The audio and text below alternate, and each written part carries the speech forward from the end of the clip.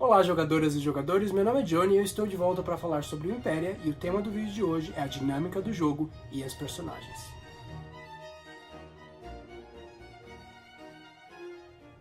Império é um jogo de política e intriga em uma corte medieval onde os jogadores serão os membros da corte. A corte é composta por 9 personagens, sendo que alguns deles serão controlados pelos jogadores, enquanto os demais serão controlados pela testemunha, que é a mestre do jogo.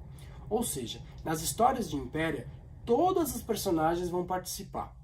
E o porquê disso? Cada uma das personagens cumpre uma função muito importante e necessária para que a corte coexista e seja bem sucedida. Para a gente entender o papel e a dinâmica entre eles, a gente começa falando da Majestade.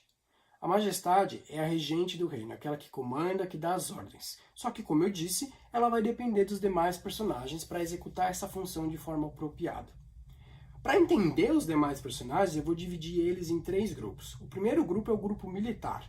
Nesse grupo há 2 personagens. O primeiro é a Justicar, o segundo é a Serva Secreta. O Justicar, ela é a general do reino, é aquela que está à frente dos exércitos. Então qualquer assunto bélico, militar, guerras, invasões, rebeliões, quem vai cuidar disso é a Justicar. Então basicamente ela é a força do reino. Por outro lado, nós temos a Serva Secreta, que é a espiã e a assassina do reino. Então ela vai cumprir mais ou menos o papel da inteligência, aquela que vai invadir reinos vizinhos para descobrir informações ou assassinar figuras importantes. O segundo grupo é o grupo da diplomacia. Nesse grupo há 3 personagens, a chanceler, a pontífice e a dama. A chanceler, ela é a negociante, é aquela que consegue mercadorias e serviços, como por exemplo, vamos supor que o reino está precisando de navios ou está precisando de mercenários. Quem vai conseguir esse tipo de serviço ou mercadoria é justamente a chanceler. O segundo personagem é a pontífice. A pontífice é a líder religiosa, ela que está à frente da religião, e ela é uma ótima oradora. Ela é ótima em convencer a massa ou direcionar o pensamento da massa. E ela também está em direto contato com a população. Por fim, nesse grupo temos a dama.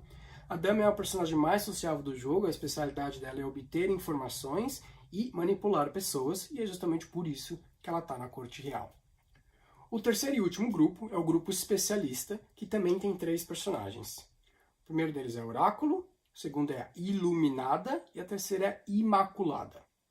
A Oráculo, ela é a representante do místico, do mágico. Ela de fato tem poderes mágicos, como ler mentes e prever o futuro, só que os objetivos dela estão muito mais próximos aos dessas divindades místicas e mágicas do que os do reino. Ela seria aquele tipo de conselheiro místico da rainha. A Iluminada, o segundo personagem, ela é uma pensadora. Ela representa o progresso, a inovação, a mudança. Ela tem uma oficina que é capaz de produzir tecnologia, só que, secretamente, ela é membro de uma ordem secreta denominada como Irmandade, e, durante o jogo, ela vai ter que viver essa dualidade entre atender as demandas da corte e atender as demandas da Irmandade. O papel dela é ser a infiltrada da Irmandade na corte real. Por fim, nós temos a Imaculada.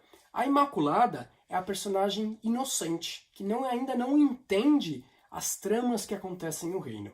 E à medida que as sessões de jogos ocorrem, ela vai sofrer uma mácula, ela vai perder essa inocência e ela vai assumir o lugar de um outro personagem. Ou seja, ela começa como Imaculada e ela termina sendo um dos outros personagens que eu descrevi.